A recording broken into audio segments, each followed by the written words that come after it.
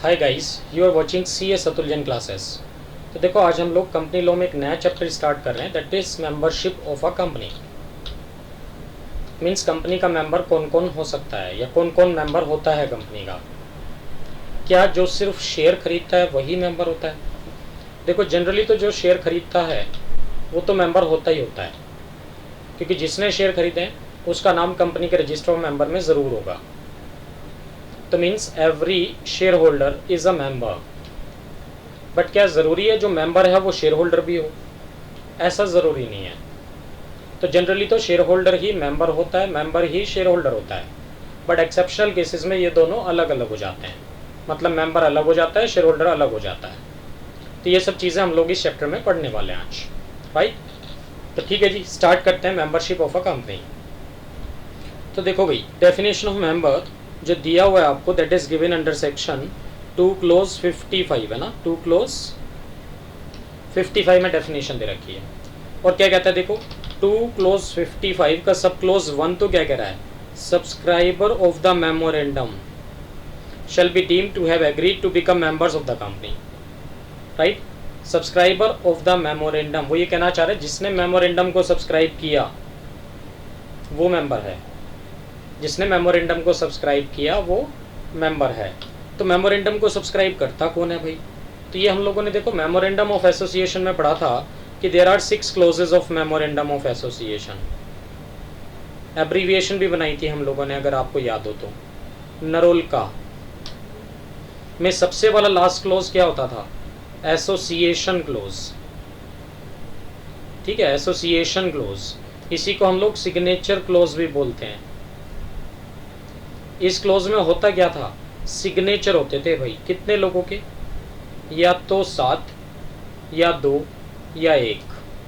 समझ रहे ना, कितने लोगों के सिग्नेचर होते थे? 7, 2 या 1। 7 कब? पब्लिक कंपनी बनाओगे तो 7 सिग्नेटरीज चाहिएंगे, प्राइवेट कंपनी बनाओगे तो 2 सिग्नेटरीज चाहिएंगे, और ओपीसी बनाओगे तो 1। यही 7, 2 और 1 क्या कहलाएंगे? मेंबर ऑफ द कंपनी, ये कहना चाह रहा है। तो क्या ज़रूरी भी है इन्होंने शेयर खरीदे होंगे? तो देखो, इसमें फिर से 2 बातें हैं। अगर आपकी कंपनी हैविंग शेयर कैपिटल वाली है, ठीक है, तो कंपनी से क्या कहता है, एटलीस्ट 1 शेयर तो हर किसी को खरीदना ही पड़ेगा भाई।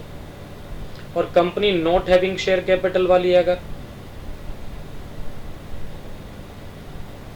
नॉट हैविंग शेयर कैपिटल वाली है तो आपको शेयर खरीदने की ज़रूरत नहीं है। तो इट मीन्स अगर आपकी कंपनी हैविंग शेयर कैपिटल वाली है तो जिन्होंने मेमोरेंडम को सब्सक्राइब किया उन्होंने शेयर भी खरीदा ही होगा कम से कम, तो मीन शेयर होल्डर भी हो गए, मेंबर भी हो गए। अगर कंपनी विदाउट शेयर कैपिटल वाली है तो इट मीन्स आप मेंबर तो हैं बट शेयर होल्डर नहीं है। क्लियर है बात मेरी? चलो जी, ठीक है। क्लोज 2 में आ जाओ। क्लोज 2 क्या कह रहा है, every person, every other person who agrees in writing to become a member of the company. तो फर्स्ट पॉइंट में तो क्या था, जिसने मेमोरेंडम को सब्सक्राइब कर दिया वो मेंबर है। सेकंड पॉइंट में क्या कह रहा है, who agrees in writing to become a member. तो एग्रीज इन राइटिंग का मतलब क्या है, ये नीचे देखो दिया होगा, एक्सप्लेन किया होगा डिटेल में, ये हम लोग पढ़ेंगे। ये सेकंड पॉइंट में आ गए ना हम लोग, यहाँ ऊपर से स्विच करके कहाँ गए, सेकंड पॉइंट में आ गए। तो ये सेकंड पॉइंट में जितनी भी बातें दी है ना, ये सब एग्रीमेंट इन राइटिंग वाली है, यहाँ डिस्कस करेंगे डिटेल में। क्लोज 3 में क्या कह रहा है, every person holding shares, every person holding equity share capital and whose name is entered as beneficial owner in the records of depository।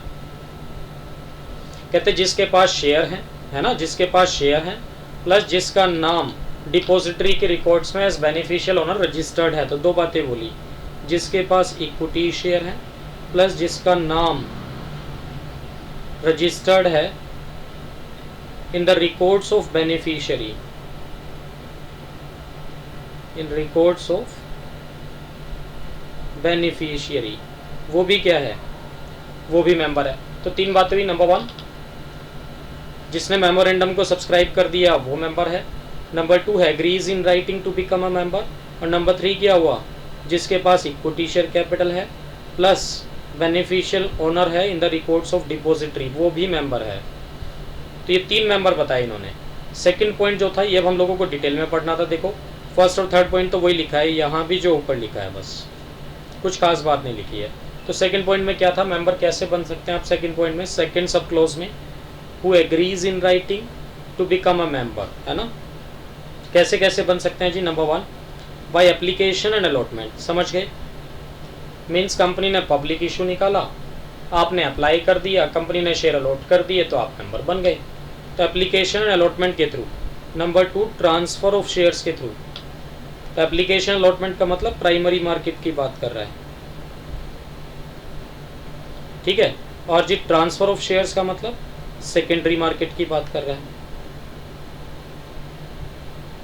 Secondary market की बात कर रहा है कि एक बंदा दूसरे बंदे को शेयर ट्रांसफर कर रहा है। मान लो आप शेयर खरीद रहे हो किससे, किसी और से, एग्जिस्टिंग मेंबर से, राइट, ट्रांसफर के थ्रू, तो वो सीज टू बी मेंबर हो जाएगा। और अगर ये ट्रांसफर रजिस्टर्ड हो जाता है तो आपसे आप मेंबर बन जाएंगे। थर्ड वन क्या कहना चाहता है, देखो ट्रांसमिशन ऑफ शेयर्स। तो देखो यहाँ ट्रांसफर की बात थी, यहाँ ट्रांसमिशन की बात है, दोनों में क्या फ़र्क है। देखो जो ट्रांसफ़र होता है ना, transfer is an act of parties, voluntarily होता है। बट जो ट्रांसमिशन है ना वो बाय ऑपरेशन ऑफ लॉ होता है। तो transfer bye act of parties होता है, transmission bye operation of law होता है। आप ये भी कह सकते हैं कि ट्रांसफ़र आप करते हैं और ट्रांसमिशन हो जाता है, ठीक है। लाइक ट्रांसमिशन के केसेस किस तरह के होंगे, लाइक डेथ के केस में, ठीक है, लूनेसी के केस में, इंसॉल्वेंसी के केसेस में, ये सब आ जाएंगे इसमें। तो डेथ के केस में मान लो मिस्टर फादर के पास शेयर्स थे, मिस्टर फादर की डेथ हो गई, वो शेयर किसको ट्रांसमिट हो गए, अब सब के सब मिस्टर सन को। तो मेंबर कौन बन गया होगा, मिस्टर सन, ये कहना चाह रहा है। बाय एस्टोपल, कहते हैं एस्टोपल के थ्रू भी आप मेंबर बन सकते हैं। ये एस्टोपल क्या होता है, इसको इम्पोर्टेंट लिखना, पूछ भी सकता है एग्जाम में कि एस्टोपल के थ्रू किस तरह से मेंबर बन सकते हैं भैया। एस्टोपल, देखो रूल ऑफ एस्टोपल हम लोगों ने फाउंडेशन लेवल पे भी पढ़ा था। ये रूल ऑफ एस्टोपल होता क्या है, रूल ऑफ एस्टोपल ना आपको ये कहता है कि भाई आप दो अलग अलग टाइम पे अलग अलग बातें नहीं बोल सकते। इन शॉर्ट मैं आज आपको कह रहा हूँ कि मैं CS क्वालिफाइड हूँ जी, कल मैं कह रहा हूँ नहीं हूँ, तो क्या मैं लीगली ऐसा बोल सकता हूँ, कभी मैं CS क्वालिफाइड हूँ कभी नहीं हूँ, नहीं, मैं ऐसा नहीं बोल सकता, वो ये कहना चाह रहा है, राइट। तो इसी तरह से फॉर एग्जांपल, इसका एक एग्जांपल लेता हूँ लो, जिससे बात ये क्लियर हो जाएगी आपको। तो देखो एक कंपनी है XYZ लिमिटेड, सुनो भाई, एक कंपनी है XYZ लिमिटेड, ठीक है, और एक है ये मिस्टर रमेश, ठीक है। ये रमेश ने ना भाई इस XYZ लिमिटेड के 1 लाख शेयर खरीदे थे और उन पे 2 रुपये पर शेयर दे भी दिया था, एप्लीकेशन बनी है ना, 2 रुपये पर शेयर पेड था, तो मतलब 2 लाख रुपए इन्होंने ऑलरेडी दे दिए थे। अब मान लो जो रमेश जिस जगह पे रहते हैं ना, रमेश तो रहता भाई फर्स्ट फ्लोर पे, ठीक है, उसी के ग्राउंड फ्लोर पे एक और रमेश रहता है। तो क्या 2 रमेश एक बिल्डिंग में नहीं हो सकते, क्या हो सकते हैं, सिमिलरिटी इन नेम हो सकता है। तो देखो ये रमेश फर्स्ट फ्लोर वाला है और ये ग्राउंड फ्लोर पे भी रमेश ही है। जब इन्होंने शेयर्स के लिए अप्लाई किया फर्स्ट फ्लोर वाले रमेश ने, तो अपना नाम रमेश लिखा होगा, कंपनी ने शेयर सर्टिफिकेट भेज दिए, मान लो फिजिकल शेयर्स की बात थी, ठीक है, तो कंपनी ने शेयर सर्टिफिकेट भेज दिए, डिस्पैच कर दिए, शेयर सर्टिफिकेट पहुंचे, तो जो पोस्टमैन था वो ग्राउंड फ्लोर पे लेके पहुंचा जी शेयर सर्टिफिकेट को पहले, तो इसने ग्राउंड फ्लोर वाले रमेश को दे दिए, रमेश ने सिग्नेचर भी कर दी रमेश के नाम से ही, तो भाई पोस्टमैन तो चला गया। अब ये ग्राउंड फ्लोर वाले को पता तो ज़रूर है कि भाई ये मेरे तो शेयर नहीं है, क्योंकि उसने तो अप्लाई किए ही नहीं, है ना, तो इसको पता ज़रूर है कि ये शेयर किसके होंगे, फर्स्ट फ्लोर वाले रमेश के होंगे। बट उसने भी सोचा है भाई 2 लाख रुपए की बात है, क्यों बोलूँ उसको। इसमें क्या किया रमेश ने, ये शेयर लेके रख लिया अपने पास, शेयर सर्टिफिकेट। उसके बाद जब भी कंपनी का नोटिस आता है जनरल मीटिंग का, तो जनरल मीटिंग भी कौन अटेंड कर रहा है, अटेंडेड जनरल मीटिंग भी अटेंड कर लीजिए इसने। कंपनी से फिर डिविडेंड का चेक आया, तो चेक पे भी क्या नाम लिखा होगा, रमेश, और दोनों ही रमेश हैं भाई, तो इसका भी बैंक अकाउंट रमेश के नाम से ही होगा। इसने ये चेक भी इसने अपने बैंक अकाउंट में जमा करा दिया। मतलब समझ रहे हैं? तो मीन्स ये सब राइट्स थे तो किसके, इस वाले रमेश के, फर्स्ट फ्लोर वाले के। एंजॉय किसने किए, इस वाले रमेश ने, ग्राउंड फ्लोर वाले ने। अब क्या हुआ, ये कंपनी ना भाई वाइंडिंग अप में जा रही है, मान लो XYZ लिमिटेड, ये कंपनी कहाँ जा रही है, वाइंडिंग अप में। और आपको पता ही है वाइंडिंग अप के टाइम पे जितने भी कॉल्स इन एरियर्स है कंपनी वो सब पैसे मंगाती है, ठीक है। तो कंपनी ने नोटिस भेज दिया अब रमेश को, कहते भाई 1 लाख शेयर्स पे अभी आपने 2 रुपये तो दिए थे, 8 रुपये बकाया हैं, 8 रुपये पर शेयर के हिसाब से वो और भेजो, कितने रुपए भेज दो, 8 लाख रुपए। अब ये डर गया रमेश, कहते ये क्या हुआ भाई, है ना। तो अब ये रमेश जो है ये नोटिस लेके, डिमांड लेटर लेके किसके पास पहुंचा, फर्स्ट फ्लोर वाले रमेश के पास। क्या कह रहा है कि सर 1 साल पहले ना ये शेयर सर्टिफिकेट गलती से मेरे पास आ गए थे, मैंने अपने पास लेके रख लिए थे, मैंने सोचा था मेरे थे, बट आज पता लगा ये शेयर सर्टिफिकेट मेरे नहीं है, आपके हैं, ठीक है। और साथ में उसके डिमांड नोट भी दे रहा है वो 8 लाख का कंपनी का, कि कंपनी से डिमांड नोट भी आया भाई 8 लाख रुपए का। तो ये फर्स्ट फ्लोर वाला रमेश समझ गया अब सारी बात, कि इसे 1 साल बाद क्यों याद आया कि शेयर सर्टिफिकेट गलती से इसके पास पहुंच गए जी। तो अब जो फर्स्ट फ्लोर वाला रमेश है ना वो रिफ्यूज कर रहा है, refuse to receive demand note, refuse to receive demand note, मना कर रहा है वो। तो क्या कह रहा है वो, कहते हैं भाई एक बात बता, 1 साल से पिछले 1 साल से जब भी मीटिंग हुई, मीटिंग तूने अटेंड की, मीटिंग पे खाना तूने खाया, ठीक है, डिविडेंड का चेक आया वो भी तूने अपने अकाउंट में जमा कराया, तो सारे बेनिफिट्स तो तू एंजॉय कर रहा है। तो 1 साल से इसका मतलब तू ये बोल रहा था मैं ही रमेश हूँ, अब डिमांड नोट आया तो कह रहा है मैं रमेश नहीं हूँ। तो ये फर्स्ट फ्लोर वाला रमेश क्या कह रहा है, भैया मैं नहीं जानता, मैं नहीं हूँ, मैंने नहीं शेयर वेयर खरीदे, तू नहीं खरीदे होंगे, तू ही रमेश है। ये केस गया कोर्ट में, कोर्ट ने भी यही किया, क्या कहा भैया, रूल ऑफ एस्टोपल अप्लाई होगा। क्या होगा, रूल ऑफ एस्टोपल अप्लाई होगा। इसका मतलब कहते हैं इतने दिन से तू कह रहा था ना मैं रमेश हूँ, इतने दिन से खाना खा रहा था, डिविडेंड का चेक ले रहा था, ये सब बातें हो रही थी, तो अब तू ही रमेश है भाई, अब तू ही रमेश है, अब बाकी के 8 लाख रुपए भी तू ही देगा, ग्राउंड फ्लोर वाला ही रमेश देगा। तो कोर्ट ने इसी को मेंबर बना दिया, मेंबर बाय एस्टोपल, ये कहना चाह रहा है वो कि इतने दिन से तू खाना खा रहा था, तू डिविडेंड का चेक ले रहा था, तूने एग्री किया, तू ही मेंबर है, तो अब तू ही मेंबर है, पैसे भी तू ही देगा। ठीक है मेरी बात यहाँ तक। तो ये रूल ऑफ एस्टोपल के थ्रू अब मेंबर बन गया, ये कहना चाह रहा है वो। ठीक है जी। तो ये सब केसेस किस चीज़ के हुए, एग्रीमेंट इन राइटिंग के, कि ट्रांसफ़र के थ्रू भी मेंबर बन सकते हैं, एप्लीकेशन अलॉटमेंट के थ्रू भी बन सकते हैं, ट्रांसमिशन के थ्रू भी बन सकते हैं, एस्टोपल के थ्रू भी बन सकते हैं, राइट। चलो अब हम आते हैं मेंबरशिप ऑफ होल्डिंग कंपनी में, सेक्शन 19। ये सेक्शन 19 क्या कह रहा है देखो, मेंबरशिप ऑफ होल्डिंग कंपनी, तो थोड़ा ध्यान से पढ़ो, इंपॉर्टेंट बात है भाई ये भी। तो देखो जनरली तो क्या होता है, होल्डिंग कंपनी, सब्सिडरी कंपनी, हम लोगों ने ये बातें टाइप्स ऑफ कंपनीज में पढ़ी होंगी।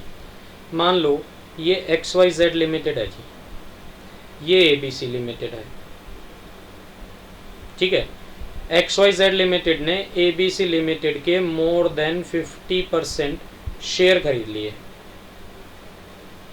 और इसी पे टोटल वोटिंग पावर भी मोर देन 50% ही खरीद ली, ठीक है।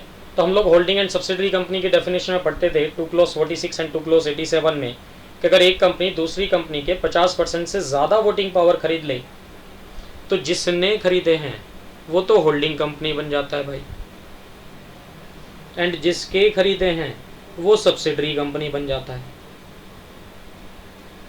जिसने खरीदे हैं वो होल्डिंग, जिसके खरीदे हैं वो सब्सिडरी। तो इस केस में होल्डिंग कंपनी कौन हो गया देखो, XYZ लिमिटेड, क्योंकि इसने खरीदे हैं क्या 50% से ज़्यादा वोटिंग पावर तो, और ABC लिमिटेड क्या हो गया, सब्सिडरी कंपनी। अब क्वेश्चन ये राइज होता है यहाँ कि भाई मेंबर कौन किसका हुआ, सोचो। तो जो ABC लिमिटेड है ना, इस कंपनी के रजिस्टर ऑफ मेंबर में नाम आ जाएगा किसका, XYZ लिमिटेड का, कि भाई हमारी कंपनी के 51% शेयर तो XYZ लिमिटेड लिए बैठा है, तो किसके रजिस्टर मेंबर में नाम है? ABC लिमिटेड के। किसका? XYZ लिमिटेड का। तो इट मीन्स मेंबर कौन हुआ और किसका? XYZ लिमिटेड मेंबर हुआ किसका? ABC का। XYZ मेंबर हुआ है ना किसका? ABC लिमिटेड का। इट मीन्स XYZ लिमिटेड तो होल्डिंग है ना, तो इट मीन्स जनरली तो क्या होता है? होल्डिंग कंपनी मेंबर होती है किसकी? होल्डिंग कंपनी मेंबर होती है जनरली तो किसकी? सब्सिडरी की। बट यहां ना वो उल्टी बात कर रहा है। अब देखो ध्यान से देखो क्या कह रहा है। वो कह रहा है membership of holding company, membership of holding company. तो वो क्या पूछ रहा है कि क्या सब्सिडरी मेंबर, इसको साफ साफ लिखता हूँ, लो दोबारा से लो। क्या पूछना चाह रहा है वो आपसे यहाँ? Can a subsidiary be a member of holding company, ये पूछना चाह रहा है वो। क्या सब्सिडरी मेंबर हो सकती है होल्डिंग की? ये उल्टी बात कर रहा है। तो जनरली तो कौन मेंबर होता है? होल्डिंग कंपनी मेंबर होती है किसकी? सब्सिडरी की। बट वो क्या पूछ रहा है कि क्या सब्सिडरी मेंबर हो सकती है होल्डिंग की? तो भाई इसका आंसर क्या होना चाहिए? जनरली तो नहीं हो सकती, कि पहले होल्डिंग कंपनी ने शेयर खरीदेगी फिर सब्सिडरी खरीदे हमारी कंपनी के शेयर, बस यही खेल चलता रहेगा फिर तो जनरली सब्सिडरी कंपनी मेंबर नहीं हो सकती किसकी? होल्डिंग कंपनी की। बट इस बात के ना 3 एक्सेप्शंस हैं, मतलब इन 3 एक्सेप्शनल केसेस में सब्सिडरी कंपनी मेंबर हो सकती है किसकी? होल्डिंग कंपनी की। कौन से 3 एक्सेप्शन है जी? देखो क्या कह रहा है। सब्सिडरी कंपनी शेल नॉट, है ना, जनरली तो नहीं हो सकती, शेल नॉट वर्ड यूज किया ना, तो subsidiary company shall not either by itself और थ्रू इट्स नॉमिनी, ना तो खुद ना अपने नॉमिनी के थ्रू शेयर होल्ड नहीं कर सकते, ठीक है, hold shares in its holding company, and no holding company shall allot और transfer its shares to any of its subsidiary company. तो क्या कहना चाह रहा है? ना तो सब्सिडरी कंपनी शेयर खरीदेगी होल्डिंग के, ना ही होल्डिंग कंपनी अलॉट करेगी या ट्रांसफर करेगी सब्सिडरी को। दोनों का मतलब तो एक ही हुआ। कहता है ना तो सब्सिडरी कंपनी खरीदेगी ना होल्डिंग कंपनी अलॉट करेगी, राइट। चलो, तो इसलिए सब्सिडरी कंपनी मेंबर नहीं हो सकती होल्डिंग की generally. But following are the circumstances, मतलब ये कुछ एक्सेप्शनल केसेस हैं, ये कुछ एक्सेप्शंस हैं, मतलब इन एक्सेप्शनल केसेस में सब्सिडरी कंपनी मेंबर हो सकती है किसकी? होल्डिंग की, ठीक है। Subsidiary company can hold shares, है ना।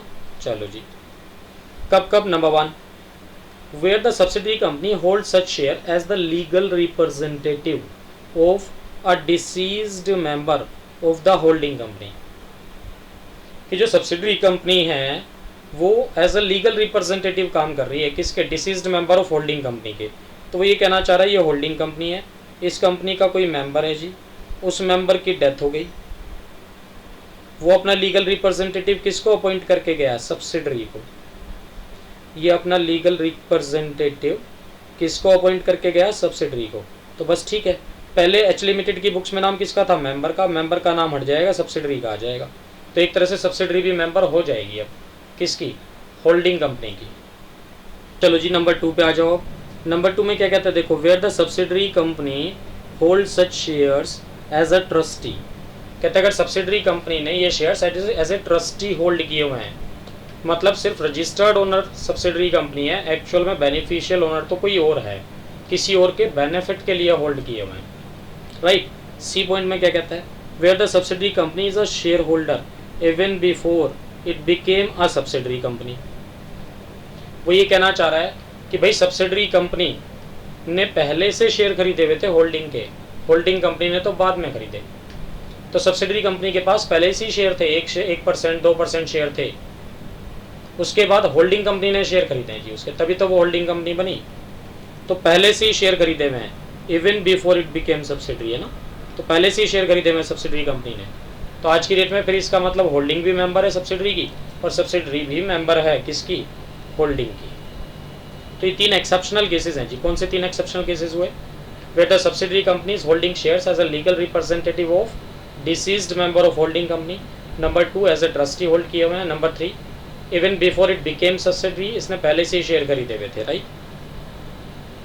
और देखो नेक्स्ट पैराग्राफ में होगा तो एक बात और लिखी है, however the subsidiary company referred above shall have a right to vote, shall have a right to vote at a meeting of the company, at a meeting of the holding company. कहते हैं subsidiary company को हम right to vote भी देंगे holding company की meeting पे, but किस case में, ओनली इन रेस्पेक्ट ऑफ, या तो क्लोज ए में या क्लोज बी में। तो क्लोज सी में आपको वोटिंग राइट नहीं मिलेगा, ये लिख सकते हैं लो इसके साथ, sub C doesn't have any voting right, clause C में sub C doesn't have any voting right. तो सब्सिडरी कंपनी के पास वोटिंग राइट नहीं है। क्यों? क्योंकि सब्सिडरी कंपनी के पास देखो कहना चाहिए इन्फीरियर राइट है, और होल्डिंग कंपनी के पास सुपीरियर राइट है। तो जो उनका इन्फीरियर राइट है वो सुपीरियर राइट के साथ मर्ज हो गया, ये कहना चाह रहा है वो। चलो जी देखो, एलिजिबिलिटी एज टू मेंबरशिप की बात करते हैं अब हम लोग, है ना। कौन कौन मेंबरशिप के लिए एलिजिबल है वो ये बताना चाह रहे हैं यहाँ। सबसे पहले क्या कहते हैं देखो, partnership form not being a separate entity. तो मीन्स वो क्या पूछना चाह रहा है यहाँ, वो आपसे ये कहना चाह रहा है देखो, एक कंपनी है XYZ लिमिटेड, है ना, ये लोग कंपनी है कोई, ये पार्टनरशिप फॉर्म है। तो क्या ये पार्टनरशिप फॉर्म इस कंपनी में मेंबर हो सकती है क्या, वो ये पूछना चाह रहा है आपसे। नहीं हो सकती। क्यों? क्योंकि पार्टनरशिप फॉर्म की कोई सेपरेट एग्जिस्टेंस नहीं है। पार्टनरशिप फॉर्म की कोई सेपरेट एग्जिस्टेंस नहीं है, इसलिए पार्टनरशिप फॉर्म मेंबर नहीं बन सकती। हाँ, इस पार्टनरशिप फॉर्म के जो पार्टनर्स हैं ना, वो तो बन सकते हैं इस कंपनी में मेंबर। इट मीन्स पार्टनर्स लोग तो अपने नाम से शेयर खरीद सकते हैं, बट पार्टनरशिप फॉर्म अपने नाम से शेयर नहीं खरीद सकती, क्योंकि पार्टनरशिप फॉर्म और पार्टनर्स में सेपरेट एंटिटी नहीं है, राइट। ठीक है। However as per section 25(4) को काट देना, ये पुराना सेक्शन है, सेक्शन 8 चलेगा, यहाँ भी सेक्शन 8 चलेगा। ठीक है। तो क्या कहना चाह रहे देखो, however as per section 8 a firm can become a member in a company registered under section 8 but its membership will cease to exist on the dissolution of partnership firm. तो इन शॉर्ट नेट इफेक्ट क्या निकला, वो क्या कहना चाह रहा है, अगर ये कंपनी कौन से वाली है, सेक्शन 8 वाली कंपनीज है, मतलब NPO है, तो ऐसी कंपनी में तो पार्टनरशिप फॉर्म मेंबर हो सकती है, ये मेंबर बन सकते हैं। मीन्स पार्टनरशिप फॉर्म मेंबर बन सकती है, बट कौन सी कंपनी की, सिर्फ सेक्शन 8 कंपनी की। सेक्शन 8 कंपनी मतलब NPO की, नॉर्मल कंपनी की आप मेंबर नहीं बन सकते, राइट। चलो सेकंड पॉइंट में आओ, सेक्शन 25 कंपनी, आज की डेट में तो सेक्शन 8 हो गया जी। तो क्या कहता है देखो, सेक्शन 8 कंपनी क्या मेंबर बन सकती है नॉर्मल कंपनी की। मीन्स ये कंपनी है और ये सेक्शन 8 वाली कंपनी है, तो ये सेक्शन 8 वाली कंपनी क्या इस कंपनी की मेंबर बन सकती है, बिल्कुल बन सकती है जी, ये कहना चाह रहा है तो दोनों ही कंपनी ना। नेक्स्ट पॉइंट में आओ, पाउनी एंड प्लेजी। पाउनी एंड प्लेजी क्या होता है देखो, प्लेज का मतलब होता है गिरवी रखना। अब वो ये कहना चाह रहा है ये मनी लेंडर है जी, ठीक है, आपको कुछ लोन चाहिए था, किसको, मिस्टर एक्स को। अब गिरवी रखने के लिए तो इसके पास और तो कुछ था नहीं, तो एक्स ने क्या किया, शेयर सर्टिफिकेट गिरवी रख दिया अपने। नहीं हो सकता, हो सकता है, बट उन शेयर सर्टिफिकेट पे नाम किसका होगा, एक्स का। तो एक्स ने शेयर सर्टिफिकेट प्लेज कर दी है किसको, मनी लेंडर को। तो प्लेजर कौन है, एक्स, प्लेजी कौन है, मनी लेंडर। तो भैया क्या ये मनी लेंडर मेंबर बन जाएगा, नहीं, क्योंकि कंपनी की बुक्स में अभी भी नाम किसका चल रहा है, एक्स का। तो मेंबर कौन रहेगा, एक्स ही रहेगा। तो लिखा भी है देखो, no, a pawnee and pledgee can not be treated as a member, ठीक है, because his name is not entered in the register of member. Register of member में तो नाम अभी भी प्लेजर का ही चल रहा है। डन। इंसॉल्वेंट एंड बैंकरप्ट पे आ जाओ, कि जो इंसॉल्वेंट है या बैंकरप्ट है, क्या वो मेंबर हो सकता है कंपनी का। बिल्कुल भाई, जब तक उसका नाम कंपनी की बुक्स में चल रहा है तब तक वही मेंबर है, और जब ये शेयर ऑक्शन के थ्रू किसी और को बिक जाएंगे तो जिसको शेयर बिक जाएंगे वो मेंबर बन जाएगा। समझ गए? तो जो इंसॉल्वेंट है, बैंकरप्ट है, वही मेंबर रहेगा। कब तक? जब तक ये शेयर्स ऑक्शन के थ्रू किसी और को नहीं ट्रांसफर हो जाते। कंपनी की बात करें तो क्या कंपनी की मेंबर हो सकती है? बिल्कुल हो सकती है भाई, इसमें तो कोई दो राय है ही नहीं, इसमें तो कोई प्रॉब्लम है ही नहीं। एक कंपनी दूसरी कंपनी के शेयर भी खरीदती है, दोनों सेपरेट एंटिटी भी होती हैं कंपनीज, तो बिल्कुल हो सकते हैं, कोई प्रॉब्लम नहीं है। क्या फॉरेनर कंपनी का मेंबर हो सकता है? हमारी कंपनी का मेंबर कोई फॉरेनर हो सकता है? बिल्कुल हो सकता है जी, उसमें भी कोई प्रॉब्लम नहीं है। बट फैमा को कंप्लाई विद करना पड़ेगा आपको, फैमा 99 को कंप्लाई विद करना पड़ेगा साथ में। फैमा का फुल फॉर्म क्या है? फॉरेन एक्सचेंज मैनेजमेंट एक्ट को फॉलो करना पड़ेगा। नेक्स्ट में आओ जी, ऑफिशियल असाइनी ओब्लिक रिसीवर। तो क्या ऑफिशियल असाइनी या रिसीवर मेंबर बन जाएगा? कहते नहीं, वो तो कभी बनेगा ही नहीं, वो तो एक तरह से कस्टोडियन की तरह से काम कर रहा है, लिखा है देखो। तो क्या होता है देखो, जब भी कोई बंदा इंसॉल्वेंसी सर्कमस्टांसेस में जाता है तो उसकी जितनी भी एसेट्स हैं उन सब पर राइट किसका आ जाता है? ऑफिशियल रिसीवर का या असाइनी का। तो शेयर सर्टिफिकेट भी किसके पास चले गए होंगे? ऑफिशियल असाइनी या रिसीवर के पास। अब ऑफिशियल असाइनी या रिसीवर क्या करेगा? ऑक्शन के थ्रू ये शेयर्स किसी और को बेचेगा। तो एक कस्टोडियन या एजेंट की तरह से काम कर रहा है ऑफिशियल असाइनी या रिसीवर। तो ऑक्शन के थ्रू ये शेयर किसी और को बिक जाएंगे, तो जिसको बिक जाएंगे वो मेंबर बन जाएगा, आप सीज टू बी मेंबर हो जाओगे, राइट। तो यही कहना चाह रहा है, no the insolvent member continues to be member. कहते हैं जो इंसॉल्वेंट मेंबर है वही कंटिन्यू टू बी मेंबर रहेगा। कब तक? जब तक कि ये शेयर्स बिक नहीं जाते। ऑफिशियल असाइनी तो सिंपली क्या है? कस्टोडियन है, not the member of the company. ठीक है यहां तक बात। चलो जी नेक्स्ट पॉइंट पे आओ। माइनर की अगर हम बात करें तो क्या माइनर मेंबर हो सकता है कंपनी का? बिल्कुल हो सकता है, बट देखो अलॉटमेंट के थ्रू नहीं, ट्रांसफर के थ्रू हो सकता है। ठीक है, तो शेयर अलॉट कर सकते हो आप माइनर को? नहीं। तो देखो दो बातें हो गई है ना, अलॉटमेंट के थ्रू तो नहीं हो सकता। क्यों नहीं हो सकता? क्योंकि अगर शेयर अलॉट करोगे तो पैसे भी तो चाहिए उन शेयर्स पे। क्या आप माइनर से पैसा मांग सकते हो? नहीं, माइनर की कोई भी लायबिलिटी अराइज नहीं होती। और मान लो गलती से आपने शेयर अलॉट कर भी दिए ना माइनर को, तो भैया जिस डेट को पता लगे ना वो माइनर है, उस दिन शराफत से इस अलॉटमेंट को कैंसिल करना, ठीक है, और उसका जो पैसा आया था, एप्लीकेशन मनी या जो भी था, वो सब रिफंड कर देना, और उसको एक लेटर ऑफ रिग्रेट लिख देना कि सारी गलती है हमारी है, हमसे आपको शेयर अलॉट हो गए, चाहे बड़ी गलती उसकी हो, क्योंकि वो तो माइनर है जी, उसकी गलती नहीं है। ठीक है, तो माइनर को शेयर अलॉट कर सकते हो? नहीं कर सकते। बट अगर मैं ट्रांसफर की बात करूं तो क्या माइनर को शेयर ट्रांसफर कर सकते हो? अब इसमें दो बातें हैं। देखो अगर शेयर फुल्ली पेड अप हैं तब तो आप माइनर को शेयर ट्रांसफर कर सकते हैं जी, बिल्कुल कर सकते हैं, क्योंकि जब शेयर फुल्ली पेड अप हो गए तो उन पे अनपेड अमाउंट तो कुछ बचा ही नहीं, तो लायबिलिटी तो कुछ बची नहीं, बेनिफिट ही बेनिफिट बचे। और सेक्शन 11 जो था ना इंडियन कॉन्ट्रैक्ट एक्ट का, वो क्या बोलता था कि minor can be a beneficiary, but उसकी कोई लायबिलिटी अराइज नहीं होनी चाहिए।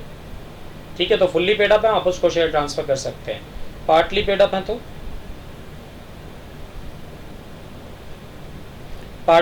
है तो आप ये शेयर ट्रांसफर नहीं कर सकते। समझ गए बात मेरी? तो इन शॉर्ट नेट इफेक्ट क्या निकला? अलॉट तो कर ही नहीं सकते, ट्रांसफर कर सकते हैं, बट वो भी सिर्फ किस केस में? जब फुल्ली पेड अप होंगे कि जब पार्टली पेड अप होंगे? जब फुल्ली पेड अप होंगे तब ट्रांसफर कर सकते हैं, पार्टली पेड अप के केस में ट्रांसफर नहीं कर सकते। ये बात देखो यहाँ लिखी है, minor is incompetent to contract. Section 11 बोलता है ये बात कि माइनर इनकैपेबल टू कॉन्ट्रैक्ट है, माइनर के साथ आप कोई कॉन्ट्रैक्ट नहीं कर सकते। But this section further provides that minor can be a beneficiary. Minor beneficiary तो हो ही सकता है, hence no allotment can be made to a minor. Minor को आप शेयर अलॉट नहीं कर सकते। But in case the company allot shares without knowing that he is a minor, कि कंपनी ने अगर शेयर अलॉट कर भी दिए उसको पता ही नहीं था कंपनी को कि वो माइनर है, then the company can rescind the allotment and strike the name of minor of the register. तो जिस डेट को कंपनी को पता लगे वो माइनर है, अलॉटमेंट कैंसिल करें, उसका नाम रजिस्टर मेंबर से हटा दें और उसका पैसा शराफत से वापस कर दें।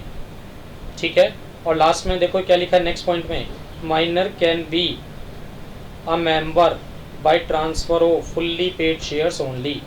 तो माइनर मेंबर बन सकता है, वो भी ट्रांसफ़र के थ्रू, और वो भी सिर्फ और सिर्फ फुल्ली पेड शेयर्स के केस में। पार्टली पेड शेयर्स के केस में आप उसको शेयर ट्रांसफ़र नहीं कर सकते। नेक्स्ट पॉइंट में आते हैं जी, देखो जॉइंट मेंबरशिप की बात कर रहे हैं। क्या जॉइंट मेंबर हो सकते हैं कंपनी में? बिल्कुल हो सकते हैं जी। जॉइंट मेंबर का मतलब क्या हुआ? देखो जैसे आप जॉइंटली मकान खरीदते हो, ऐसे ही जॉइंटली शेयर्स भी खरीद सकते हो, वो ये कहना चाह रहा है यहाँ। जॉइंटली मकान खरीदते हैं ना, जैसे हस्बैंड वाइफ मिलके, ऐसे ही आप जॉइंटली शेयर्स भी खरीद सकते हो, राइट। तो जॉइंट मेंबर हो सकते हैं, बिल्कुल हो सकते हैं। 2 और मोर का मतलब मैक्सिमम कितने? 4। तो जॉइंट ओनर या जॉइंट मेंबर कितने रहेंगे? मिनिमम 2 और मैक्सिमम 4। तो मैक्सिमम 4 लोग मिलकर शेयर खरीद सकते हैं। मान लो राम, लक्ष्मण, भरत एंड शत्रुघ्न, इन चारों ने मिलकर शेयर खरीद लिए किसी कंपनी के, रिलायंस इंडस्ट्रीज लिमिटेड के शेयर खरीद लिए जी। तो बताओ कंपनी के रजिस्टर मेंबर में नाम एक का होगा या चारों का होगा? चारों का होगा जी, बिल्कुल। और ये चारों लोग ना आपस में म्यूचुअली डिसाइड करके बताएंगे कि सबसे ऊपर नाम किसका लिखवाना है। तो मान लो ये जो राम है, इसका नाम सबसे ऊपर लिखवा दिया जी, तो ये मेंबर सीनियर मेंबर कहलाएगा। समझ गए बात मेरी? ये मेंबर कौन सा मेंबर कहलाएगा? सीनियर मेंबर कहलाएगा, ठीक है। तो राइट टू वोट किसको मिलेगा? सीनियर मेंबर को। नोटिस किसको भेजेंगे? सीनियर मेंबर को। डिविडेंड का चेक किसको भेजेंगे? सीनियर मेंबर को। मीटिंग पे राइट किसका है अटेंड करने का? राइट टू अटेंड मीटिंग देखो चारों का है, मतलब मीटिंग पे चारों जा सकते हैं, बट वोट एक ही देगा। कौन देगा? सीनियर मेंबर, ठीक है। तो सीनियर मेंबर के ही सारे राइट्स होते हैं। डन। हाँ, क्या हम इस सीरियल ऑर्डर को कभी फ्यूचर में चेंज नहीं कर सकते? बिल्कुल कर सकते हैं। तो मान लो ये जो शत्रुघ्न है ना, ये नाराज हो रहा है, अब 1 साल हो गया, ठीक है। ये क्या कह रहा है? शत्रुघ्न 1 साल हो गया जी, 1 साल से सबसे ऊपर नाम किसका चल रहा है? राम का। तो राम ही सीनियर मेंबर हैं, हम जूनियर मेंबर हैं, हमें कोई पूछता ही नहीं है। तो भाई एक काम करो, राम जी का नाम तो नीचे लिखो और शत्रुघ्न जी का नाम सबसे ऊपर लिखो, मेरा नाम सबसे ऊपर लिखो जी, शत्रुघ्न जी कह रहे हैं। तो क्या ऐसा हो सकता है? बिल्कुल हो सकता है। तो इस केस में क्या करना पड़ेगा? एक एप्लीकेशन जाएगी, ठीक है, और उस पर सिग्नेचर चारों के चाहिएंगे। राम, लक्ष्मण, भरत, शत्रुघ्न चारों के सिग्नेचर चाहिएंगे, ठीक है। चारों की म्यूचुअल कंसेंट से ये नाम अब क्या हो जाएगा? सबसे ऊपर शत्रुघ्न, फिर लक्ष्मण, फिर भरत और फिर राम जी। समझ गए बात मेरी? तो अब सारे राइट्स किसके हो जाएंगे? अब सीनियर मेंबर के। तो क्या ये ट्रांसफर ऑफ शेयर कहलाएगा? क्या ये शेयर ट्रांसफर हुए? नहीं, ये सिर्फ हमने क्या किया? नाम को रीअरेंज किया। ये शेयर ट्रांसफर नहीं, ये क्या कहलाएगा? Transposition of name. Transposition of name का मतलब क्या होगा? It is just rearrangement of name. It is just rearrangement of name. कहते नाम को सिर्फ रीअरेंज कर रहे हैं, ट्रांसफर नहीं हुए। पहले भी शेयर 4 लोगों के थे, आज भी शेयर 4 लोगों के ही हैं, राइट। और मेंबर 4 ही हैं, क्योंकि कंपनी की बुक्स में तो नाम 4 हो गया जी। चलो देखो क्या कहता है। 2 or more persons may jointly purchase the shares of a company and such persons are called as joint holders. Every joint holder of a share is a member, but for the purpose of counting, joint holder will be counted as one member. कहते देखो वैसे तो ये 4 हैं, but जब हम इनकी counting करेंगे ना, तो इनको एक काउंट करेंगे। तो जैसे आपने पढ़ा होगा, प्राइवेट कंपनी में मैक्सिमम कितने मेंबर हो सकते हैं? 50 या 200? सोच लो, 50 या 200, विच वन इज करेक्ट? 200। 50 नहीं, 50 तो पार्टनरशिप फॉर्म में होते हैं, उससे ज़्यादा हुए अनरजिस्टर्ड हुई तो इलीगल हो जाता है। इलीगल एसोसिएशन के लिमिट है 50। 200 है जी प्राइवेट कंपनी के मेंबर। अब मान लो 199 तो अलग है, और प्लस 4 ये हो गए जी, राम, लक्ष्मण, भरत, शत्रुघ्न। तो वो ये कहना चाह रहा है कि इन चारों को एक ही काउंट करना है। तो 199 + 1 = 200 मेंबर ही हुए। ये 203 मेंबर नहीं हैं। कभी आप कहो जी ये तो सेक्शन किसका कॉन्ट्रावेंशन हो गया? प्राइवेट कंपनी का सेक्शन 2(68) का कॉन्ट्रावेंशन हो गया। ऐसा नहीं है, ठीक है। तो है तो ये 4 मेंबर, नाम चारों का है कंपनी की बुक्स में, बट हम काउंट इन्हें एक करते हैं, 4 काउंट नहीं करते, राइट। चलो तो फर्स्ट पॉइंट में लिखा है देखो, नॉट मोर देन 3 नहीं, अब ये 4 हो गया ना, not more than 4 persons can be joint holder. Number 2, the person whose name appears first in the register of members will be the senior member. कहते हैं जिसका नाम सबसे ऊपर लिखा है वो सीनियर मेंबर कहलाएगा। Number 3, senior member is entitle to all voting rights, service of document rights, dividend rights. कहते हैं वोटिंग राइट किसको मिलेगा? सीनियर को। नोटिस किसको भेजेंगे मीटिंग का? सीनियर को। डिविडेंड किसको भेजेंगे? सीनियर को, right. All the joint holders are jointly and severally liable to pay calls. कहता है कॉल्स मनी हम किसी से भी मांग सकते हैं, ये बात का ध्यान रखना। तो देखो राइट्स तो सारे कौन एंजॉय कर रहे थे? मान लो सीनियर मेंबर राम जी है ना, बट कॉल्स मनी किससे मांगेगी कंपनी? कहता है वो एक से भी मांग सकते हैं, चारों से भी मांग सकते हैं। तो मान लो इन तीनों को कंपनी बहुत दिनों से ढूंढ रही है, अनट्रेसेबल है जी। आज ये शत्रुघ्न फंस गए तो कंपनी इन्हीं से रिकवर कर सकती है कॉल्स मनी का पैसा, वो ये कहना चाह रहे हैं, राइट। चलो next one, for the purpose of counting the maximum number of members in case of private company, joint holder will be counted as 1 member. तो जॉइंट होल्डर को 1 मेंबर काउंट करेंगे। ट्रांसफर डीड, कहते हैं जब भी transfer deed या share transfer form file करोगे, share transfer form file करोगे, तो शेयर ट्रांसफर फॉर्म होता कौन सा है भाई? SH4 है ना। तो जब भी शेयर ट्रांसफर फॉर्म फाइल करोगे या शेयर ट्रांसफर करोगे तो सिग्नेचर एक के चाहिएंगे, चारों के चाहिएंगे? भाई सिग्नेचर चारों के चाहिएंगे, क्योंकि ये शेयर एक के नहीं है, चारों के हैं। तो जब भी ये शेयर ट्रांसफर होंगे चारों के सिग्नेचर चाहिएंगे ट्रांसफर की जगह। ठीक है यहाँ तक? चलो अब एक बार बताओ, अगर इन शेयर्स को स्प्लिट करें हम, जॉइंट होल्डर को स्प्लिट करना चाह रहे हैं इन्हें, तो वो ये कहना चाह रहे हैं जो जॉइंट होल्डर था उससे हम इंडिविजुअल होल्डिंग में कन्वर्ट करें तो मीन्स ये जो शेयर चारों के थे ना इकट्ठा, वो ये चाह रहे हैं चारों के अलग अलग हो जाएं।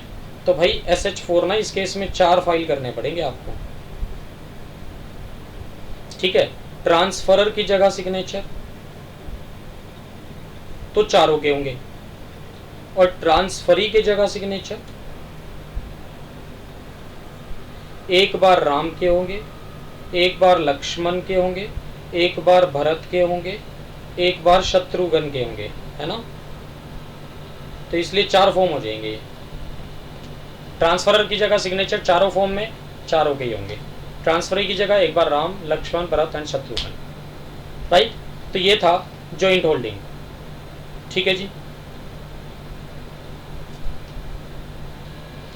तो देखो आज के लिए हम लोग इतना ही रखते हैं। जो नेक्स्ट पार्ट बचा है इसका, अब एक क्लास का काम बचा है इसमें, है ना। नेक्स्ट क्लास में ये भी कंप्लीट हो जाएगा आपका चैप्टर। डन। आज के लिए हम लोग इतना ही रखते हैं। ये वीडियो आपको पसंद आया हो तो लाइक करें और हमारे चैनल CS अतुल्यन क्लासेस को सब्सक्राइब करें, ठीक है। और बेल आइकन दबाना ना भूलें, सो दैट कि जब भी हम कोई नई वीडियो अपलोड करें उस पर आपको नोटिफिकेशन मिल जाए, ठीक है जी। और हमारे YouTube के लिंक को अपने फ्रेंड सर्किल में भी सब शेयर करें। Thanks for watching CS Atulyan classes.